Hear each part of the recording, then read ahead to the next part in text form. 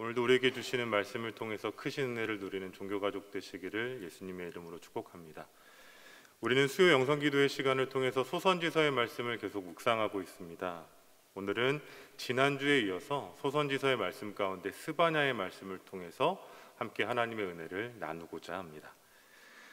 스바냐서의 말씀은요, 다른 기존의 선지서들과 같이 선지자 스바냐에게 임한 하나님의 말씀을 기록하고 있습니다.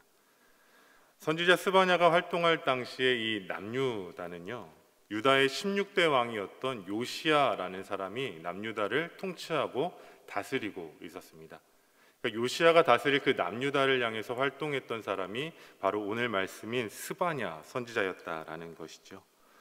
그럼 스바냐가 활동할 당시에 나라를 다스리고 있었던 요시야 왕은 어떤 왕이었을까요? 요시야는요, 유다의 마지막 선왕, 하나님 보시기에 합당한 왕이라고 평가될 정도로 꽤 괜찮았던, 바른 믿음을 가졌던 왕이었습니다.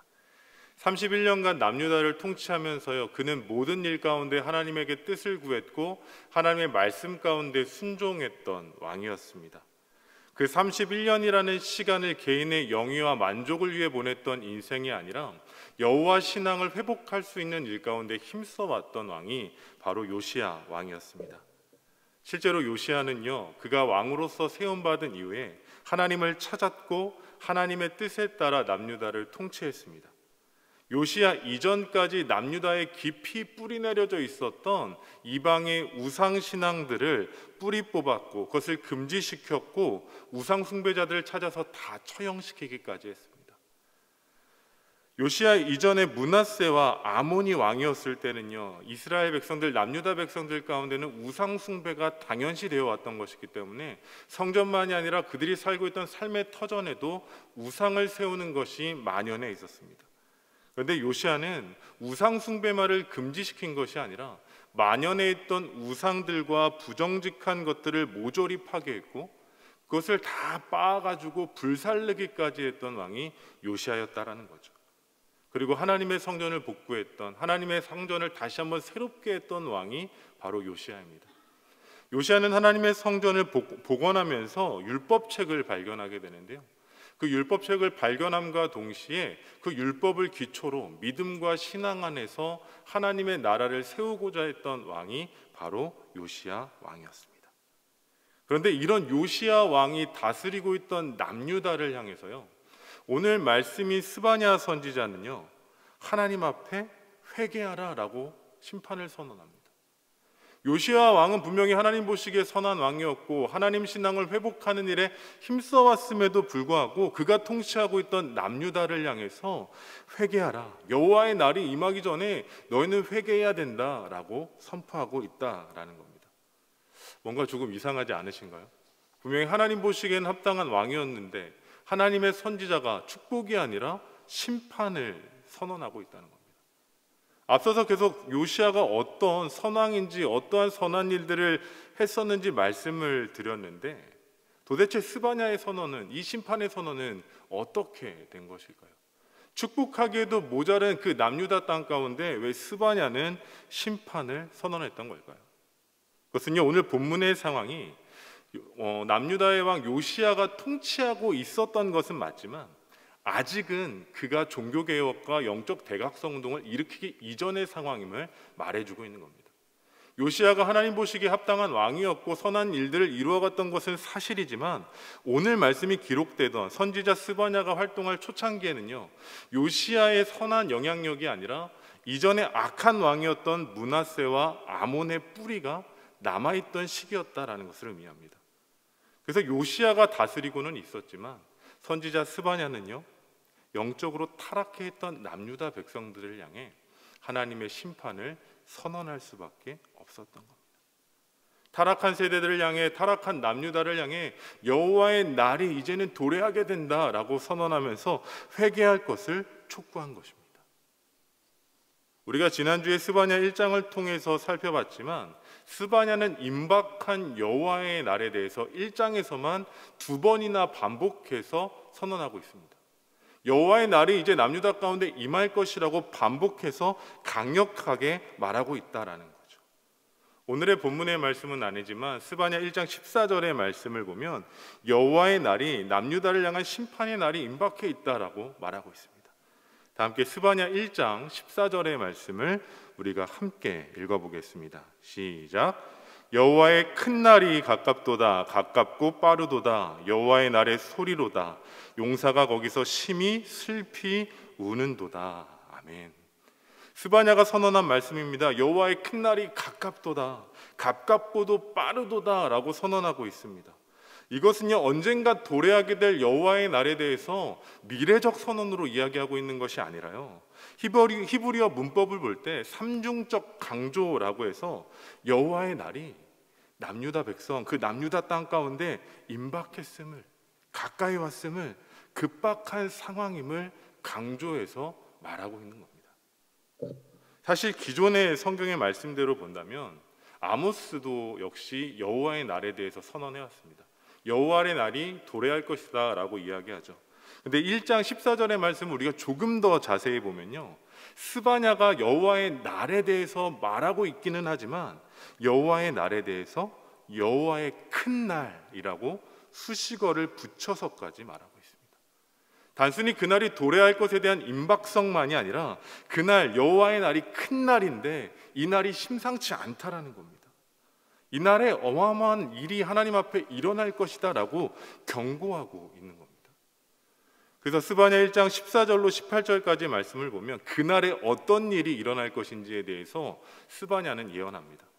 심판이 있을 여호와의 큰 날이 오면 아무리 용사라고 할지라도 슬피움이 있을 거다라고 합니다. 통곡함이 있을 거라는 거죠. 여호와의 날이 임하게 되면 분노와 환난과 고통과 황폐와 같은 어둠의 날이 도래할 것이다 라고 말합니다. 여호와의 날이 임할 때는 아무리 견고하고 높은 망대라고 할지라도 무너질 것이라고 말합니다. 여호와의 날이 임하면 고난을 통해서 맹인과 같이 남유다 땅이 혼란스럽게 될 것이라고 경고합니다. 그리고 여호와의 날이 도래하면 은과 금으로도 도저히 해결할 수 없는 남유다의 멸망이 이루어질 것이다 라고 경고하는 것이죠. 결국 스바냐는요, 남유다에게 임할 여호와의 그 큰 날이 얼마나 무섭고 두려운 것인지를 선언해주고 있는 것입니다. 우리는 이 여호와의 날에 대해 선언하고 있는 스바냐의 말씀을 통해서요, 오늘을 살아가는 우리에게도 여호와의 날은 이미 도래하고 있다라는 영적인 사실을 깨달아 알아야 합니다. 우리가 오늘을 살아가고 있지만 우리 또한 여호와의 날을 가깝게 마주하고 있다라는 겁니다. 우리가 이것을 확신할 수 있는 근거는요, 우리 또한 남유다 백성들과 결코 다르지 않은 모습으로 살아가고 있기 때문입니다. 우리도 하나님을 예배하고 있지만 우리가 속한 삶의 자리에서 하나님을 예배하는 것과는 별개로 세상의 질서와 세상의 가치와 세상의 방법을 붙쫓아 살아가고 있기 때문입니다. 세상과 타협하면서 하나님이 없는 자리에서는 우리 또한 은밀한 죄를 범하고 있기 때문입니다. 예수를 주로 고백한다고 말하고 하나님 앞에 간구하고 기도하지만 그 기도와 간구 가운데 담긴 목적이, 그 중심이 하나님을 향한 것이 아니라 우리 자신을 향한 것에 머물러 있기 때문입니다. 그렇게 여호와의 날이 도래할 것이다 라고 선언하고 있는 스바냐의 선언에 대해서 우리는 결코 허투루 들어서는 안 됩니다. 여호와의 날이 도래할 것이라는 이 선언에 대해서, 심판의 말씀에 대해서 우리는 우리를 향한 말씀으로, 나를 향한 말씀으로 그것을 듣고 새길 수 있어야 한다라는 거죠. 우리가 주어진 이 말씀을 듣고도 나를 향한 말씀임을 깨닫지 못한 채 마음에 새기지 않고 돌이키지 않고 새로운 삶을 살기로 결단하지 않는다면 우리 또한 우리가 마주하고 있는 여호와의 날을 피할 수 없다라는 겁니다. 그렇다면 오늘을 살아가고 있는 우리는 우리에게 주어진 이 시간을, 여호와 앞에 선 이 시간을 어떻게 살아가야 하는 것일까요? 오늘 본문은 우리가 어떻게 살아갈지에 대해서 분명히 말을 해주고 있습니다.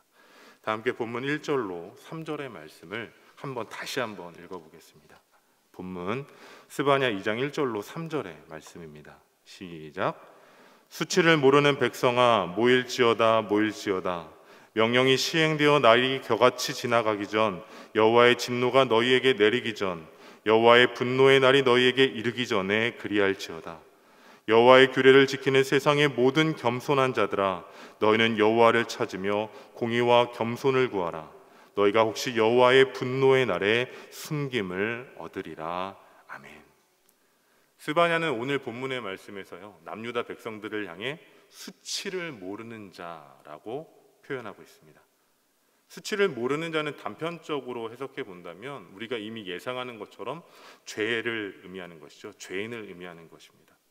근데 원어적으로 수치를 모르는 자에 대해서 조금 더 깊이 살펴보면 이렇게 이해할 수 있습니다. 수치를이라고 번역된 니크사프라는 단어는 사모하다, 갈망하다, 바라다라는 의미를 갖고 있는 단어입니다.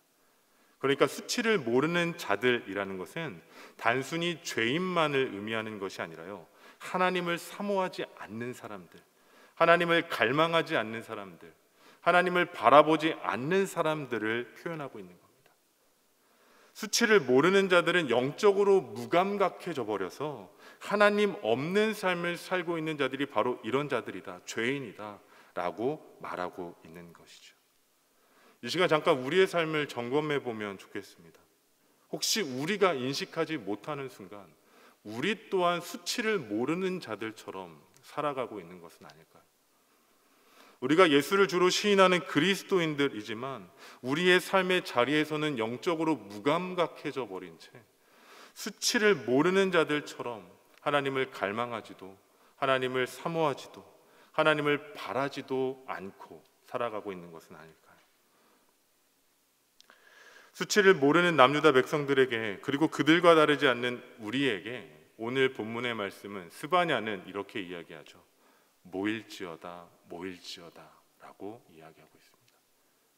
수치를 모른 채 하나님을 갈망하지 않는, 그리고 사모하지 않는, 그리고 하나님을 바라지 않는 자들에게 모일 것을 선언하고 있는 겁니다. 그럼 스바냐가 남유다 백성들, 수치를 모르는 자들에게 촉구하고 있는 이 모이라는 의미는 무엇을 말하는 것일까요? 그것은 인간적인 모임을 가지라고 말하는 것이 아닙니다. 이것은 자발적으로 그들의 삶을 선택하라는 것을 전제하고 있는데요, 남유다 백성들, 수치를 모르는 자들을 향해서 스바냐는 이제는 너희가 하나님의 영역으로부터 흩어져 있었다면 이제는 너희의 삶이 하나님의 영역으로 돌아와야 된다라는 겁니다. 세상을 쫓아서 세상을 향해서 나아가 흩어졌던 수치를 모르는 자들이, 우상을 숭배하며 하나님과 멀어졌던 자들이, 부조리와 이방 전통을 따랐던 자들이 이제는 모이라는 겁니다. 어디로요? 하나님의 영역으로, 하나님의 통치하심이 있고 하나님의 주장하심이 있는 그곳으로 돌아오라라는 겁니다. 하나님과의 바른 관계를 회복하기 위해, 하나님의 온전함을 경험하기 위해 이제는 하나님의 영역으로, 하나님의 주권이 있는 곳으로 모이라고 스바냐는 선언하고 있는 것입니다. 이 시간 이 말씀 가운데 우리가 믿음으로 반응하기를 원합니다. 우리의 삶의 자리가 혹여라도 세상 가운데 흩어져서 하나님 없는 영역 가운데 머물러 있다면, 수치를 모른 채 하나님을 사모하지도, 하나님을 갈망하지도, 하나님을 바라보지도 않고 있었다면 이제는 모이라는, 돌아오라는 하나님의 영역으로, 하나님이 머물고 계신 그곳으로 나아올 수 있는 우리 종교 가족 되시기를 주님의 이름으로 축복합니다. 그런데 누군가에게는 사실 현재 자신이 머물고 있는 삶의 자리를 박차고 돌아온다라는 것은 결코 쉬운 일은 아닐 겁니다. 이미 우리가 살고 있는 우리에게 익숙한 삶의 자리를 포기하고 돌아온다라는 것 결코 쉽지 않죠. 지금까지 내가 경험하고 있는 일상의 편안함과 윤택함을 철저히 포기해야 되기 때문입니다. 내가 지금까지 살아왔던 삶의 방식과 내가 지금까지 이어왔던 그 시간들을 철저히 내려놓은 채 하나님께로 돌이켜야 하기 때문입니다. 그러나 포기해야 된다라는 그 사실 앞에서도 우리는 말씀 앞에 믿음으로 반응해야 됩니다. 여호와의 날이 도래하기 전에 우리는 다시 한번 신앙의 열의와 열정을 회복해야 하고, 하나님의 영역 가운데 나아가 하나님과 화목해야 하고, 하나님과 화목함을 동시에 복음에 대한 우리의 순전함을, 우리의 순결함을 회복할 수 있어야 한다라는 사실입니다. 그럴 때 우리에게 도래해 있는 여호와의 날은요, 심판의 날로 결론 지어지는 것이 아니라 여호와의 날은 우리의 인생 가운데는 회복의 날이 될 것이고, 우리 앞에 도래해 있는 여호와의 날은 회복의 날이, 구원의 날이 될 줄로 믿습니다. 이 시간 우리에게 주시는 이 말씀을 통해서 돌이켜 하나님의 영역으로 나아가는, 하나님의 영역 가운데 모일 수 있는 종교 가족 되시기를 원합니다. 그 자리로 나아감에 있어서 우리가 수치를 당하고 있는, 수치를 모르는 자들처럼 살았다면 이제는 하나님을 갈망하고 사모하며 바라며 하나님의 영역 가운데 속하여 순종할 수 있는 종교 가족 되시기를 예수님의 이름으로 축복합니다. 이어지는 오늘 본문의 말씀을 계속해서 보면 선지자 스바냐가 여호와의 날을, 임박한 여호와의 날을 선언하고 있는데요, 수치를 모르는 자들에게 하나님의 심판을 선언하고 있는데요, 선지자는 또다시 임박한 여호와의 날을 선언하면서 이제는 하나님을 찾고 바른 삶을 살 것을, 구할 것을 권면하고 있습니다. 그런데 말씀을 조금 더 들여다보면 여호와의 날이 임하는 것은 같은데 그 대상이 조금 달라졌다라는 것을 보게 됩니다. 본문 3절의 말씀 우리가 함께 읽겠습니다. 본문 3절의 말씀입니다. 시작. 여호와의 규례를 지키는 세상의 모든 겸손한 자들아, 너희는 여호와를 찾으며 공의와 겸손을 구하라. 너희가 혹시 여호와의 분노의 날에 숨김을 얻으리라. 아멘. 1절에서 선지자 스바냐가 선언했던 그 대상은 누구였습니까? 수치를 모르는 백성들이었습니다. 그런데 지금 우리가 읽었던 본문 3절의 말씀을 보면 수치를 모르는 자들이 아니라 그 대상이 이제 달라졌습니다. 구원을 받을 자들, 여호와의 규례를 지키는 자들, 이미 하나님의 말씀에 순종하고 있는 자들에게 선언하고 있는 말씀입니다. 이미 하나님을 알고 그 말씀, 우리가 앞서 말씀을 기초로 본다면 하나님의 영역 가운데 머물러 있는 이들을 향해서 여호와의 날이 임하기 전에 너희는 하나님을 찾아야 되고 공의와 겸손을 구하라고 선언하고 있는 겁니다. 그러면 혹시 너희가 숨김을 얻을지 모르겠다라고 말하고 있는 것이죠. 그런데 개인적으로 이 말씀을 묵상하면서요, 이 본문 3절에 대해서 조금 의구심이 들었습니다. 앞선 말씀과 같은 경우에는 수치를 모르는 자들을 대상으로 선언하는 심판의 말씀이기 때문에 그것이 너무나도 당연하고 분명합니다. 수치를 모르는 자들, 하나님을 갈망하지 않는 자들에게 여호와의 날이 임하기 전에 돌이켜야 된다라고 선언하는 것은 너무나 당연한 말씀이기 때문입니다. 그런데 3절의 말씀을 보면요, 선언의 대상이 누구입니까? 여호와의 규례를 지키는 겸손한 자들입니다. 수치를 당하는 자들과는 전혀 다른 자들을 향해서 선지자 스바냐가 여호와의 날이 임하기 전에 하나님을 찾고 공의를 구하라고 선언하고 있는 것이죠. 이게 저만 이상하게 느껴지는 걸까요? 분명히 하나님을 바로 믿고 있는 자들인데요, 도대체 왜 이런 말씀이 선언되었던 것일까요? 하나님의 말씀이 선언된 이유는요, 분명한 목적이 있습니다. 그것은요, 하나님을 찾고 공의와 겸손의 삶을, 겸손을 구하는 삶을 아무리 강조한다 하더라도 그것은 지나친 것이 아니기 때문이다라는 겁니다.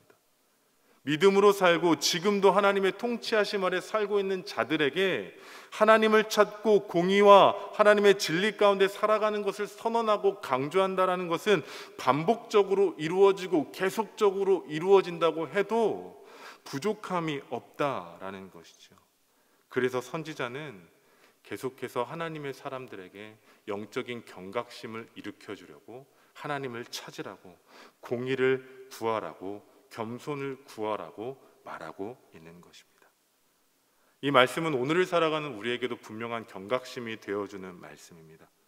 우리 안에 구원의 확신이 있습니까? 우리가 오늘도 말씀을 기초로 살아가고 있습니까?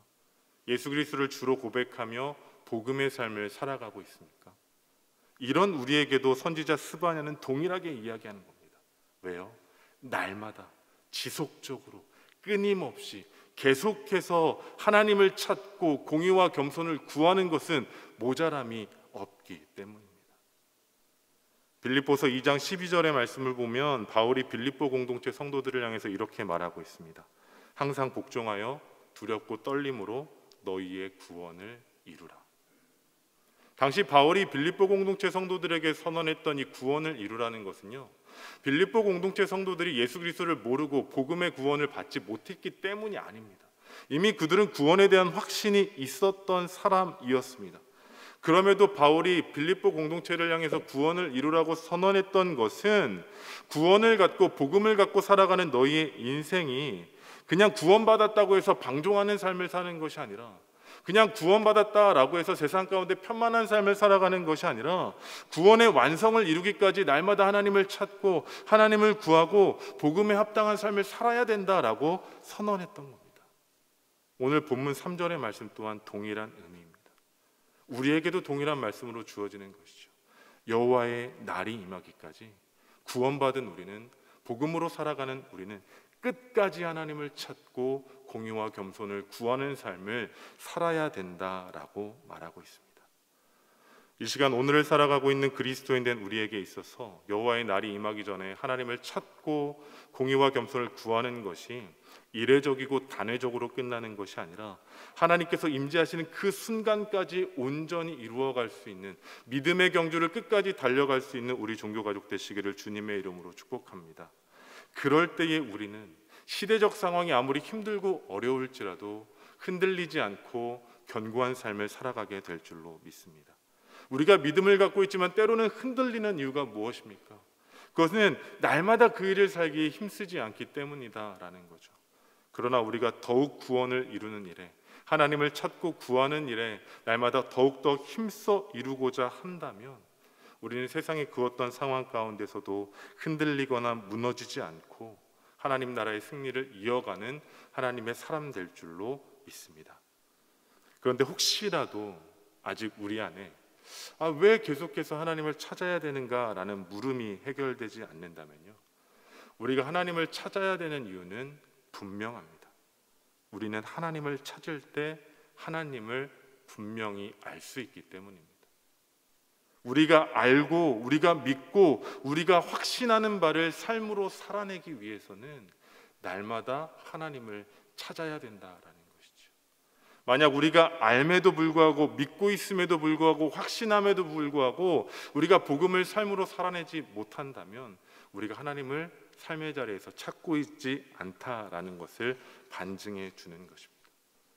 바라기는 예수 그리스도를 통해 구원의 확신을 갖고 살아가는 우리 종교가족 모두가 하나님을 찾는 일에, 그리고 공의와 겸손을 구하는 일에 날마다 힘써 살아가는 하나님의 사람 되기를 주님의 이름으로 축복합니다. 그럴 때 스바냐 선지자가 선언하는 임박한 여호와의 날이 우리 가운데 있을 때에 그 여호와의 날이 진노로 점철되는 것이 아니라 스바냐의 말씀처럼 하나님의 보호하심 아래 숨김을 받고 구원의 은혜 아래 머무르는 하나님의 시간이 될 줄로 믿습니다. 이제 말씀을 정리합니다. 전도서의 말씀을 보면요, 모든 것에는 때가 있다라고 말하고 있습니다. 이 말씀은 기쁠 때가 있으면 슬플 때가 있다는 것이고요, 지킬 때가 있으면 버릴 때가 있어야 한다는 겁니다. 은혜의 때가 있으면 위기의 때가 있다라는 의미와도 같습니다. 그런데 이것을 기초로 오늘 말씀을 우리가 비춰본다면 우리는 우리가 속한 삶의 자리에서 지켜야 할 것이 있고 버려야 할 것이 있다라는 겁니다. 우리가 하나님의 시간을 살면서 주어진 시간이라고 해서 우리의 것이 아니라, 우리의 시간으로 살아가는 것이 아니라 하나님을 찾는 일에 더욱 힘쓰며 하나님의 시간을 살아내야 될 때가 있다라는 겁니다. 바라기는 주어진 시간에 만족하며 적당한 은혜에 안주하는 인생이 아니라 주님께서 오시는 그날까지 깨어 하나님을 찾고 하나님을 구하며 우리가 믿고 우리가 알고 확신하는 바를 삶으로 살아낼 수 있는 종교가족 되시기를 주님의 이름으로 축복합니다. 지금은 어떤 시간입니까? 우리가 여호와의 날이 도래했음을 기억하며 하나님을 찾고 복음의 삶을 구할 때 우리는 진노의 날에 심판 앞에 서는 것이 아니라 그 어떤 시험과 환난 중에서도 하나님의 보호와 구원 역사 아래 살아가는 은혜를 누리게 될 줄로 믿습니다. 오늘 말씀을 기억하면서 이 은혜의 자리 가운데 살아가는 우리 종교가족 되시기를 예수님의 이름으로 축복합니다.